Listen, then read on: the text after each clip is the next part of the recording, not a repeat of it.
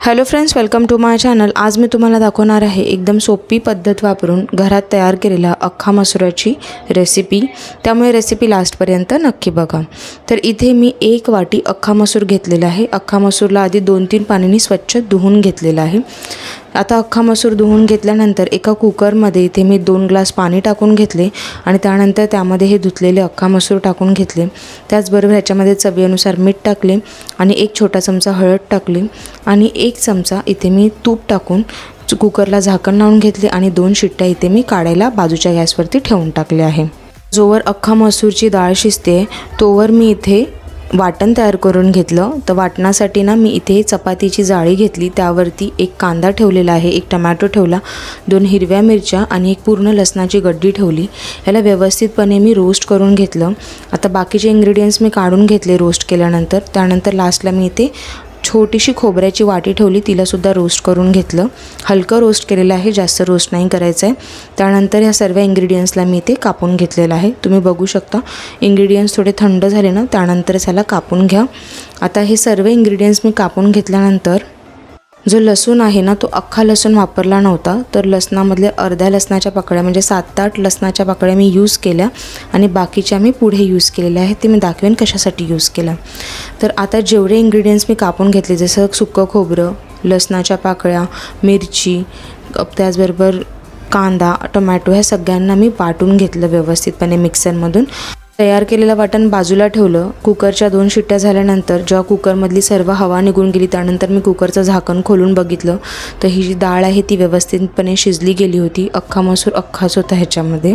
आता मी ते फोडणी तयार केली। तर एका कढईमध्ये इथे मी 2 चमचे तूप तापत ठेवले। तूप चांगलं तापलं तरी त्याच्यामध्ये 1 मसाला वेलची टाकून घेतली, 1 दालचिनीचा तुकडा टाकला आणि 1 चमचा जिरा टाकून घेतला। जिरा चांगला फुलला की लगेचच त्यामध्ये मी 1 बारीक चिरलेला कांदा टाकून घेतलेला आहे।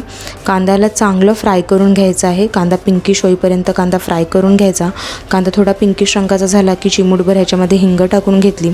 1 मोठा चमचा भरून इथे मी तिखा लाल मसाला टाकलेला आहे आणि 1 छोटा चमचा इथे मी कांदा लसूण मसाला टाकला। कांदा लसूण मसाला इथे टोटली ऑप्शनल आहे, त्याच्याऐवजी तुम्ही ते गरम मसाल्याचा वापर केला तरीही चालेल।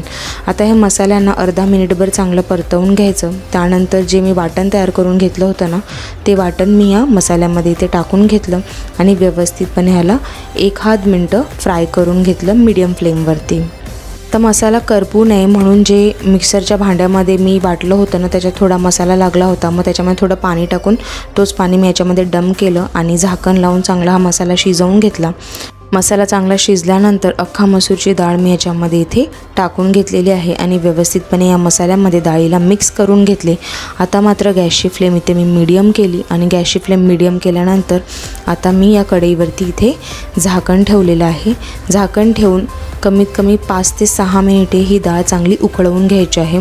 5 ते 6 मिनिटानंतर तुम्ही बघू शकता ह्याची कन्सिस्टन्सी बऱ्यापैकी थिक झाली होती। तर हा अख्खा मसूरा थोडा थिकच चांगला लागतो। आता मी ते सर्वात लास्टला मीठ ॲड केलेलं आहे, कारण की मी डाळीमध्ये आधी मीठ ॲड केलेलं होतं, तर मिठाचा अंदाज यावा म्हणून मी लास्टला मीठ ॲड केलं। त्याच्यानंतर थोडीशी कसुरी मेथी टाकली, व्यवस्थितपणे डाळीला मिक्स करून घेतलं। आता ही जी अख्खा मसूर आहे ती इथे पूर्णपणे रेडी झाली आहे। त्याला मी बाजूच्या गॅसवरती ठेवलं आणि एक तडका तयार करून घेतला। तर तडक्यासाठी एका कढईमध्ये इथे मी 1 चमचा भरून तूप घेतलेलं आहे। त्यामध्ये मी 1 इथे सुकी बेडगी मिरची टाकून घेतली, 7 ते 8 कढीपत्त्याच्या पाकळ्या टाकल्या आणि अर्धा छोटा चमचा इथे मी हिंग पावडर टाकून घेतली। त्याचबरोबर अर्धा छोटा चमचा मी इथे जिरा टाकून घेतला। सर्वात लास्टला इथे मी तिखा लाल मसाला टाकून घेतला, त्याला चांगलं मिक्स करून घेतलं, मग गॅस बंद केला। सर्वात लास्टला या अख्खा मसुरावरती जो तयार केलेला तडका आहे ना तो मी व्यवस्थितपणे टाकून घेतला। त्यानंतर ह्याच्यावरती कोथिंबीरीची गार्निशिंग केली। त्यानंतर कढईवरती झाकण ठेवून 5 मिनिटे ह्याला असेच ठेवले। 5 मिनिटानंतर मी हा अख्खा मसुराला गरमागरम पराठ्यासोबत सर्व केलेला आहे। माझ्या पद्धतीने ही अख्खा मसुराची रेसिपी घरात नक्की ट्राय करून बघा आणि जर का तुम्हाला माझी रेसिपी आवडली तर चॅनलला लाईक, शेअर आणि सबस्क्राईब करायला विसरू नका। थँक्यू।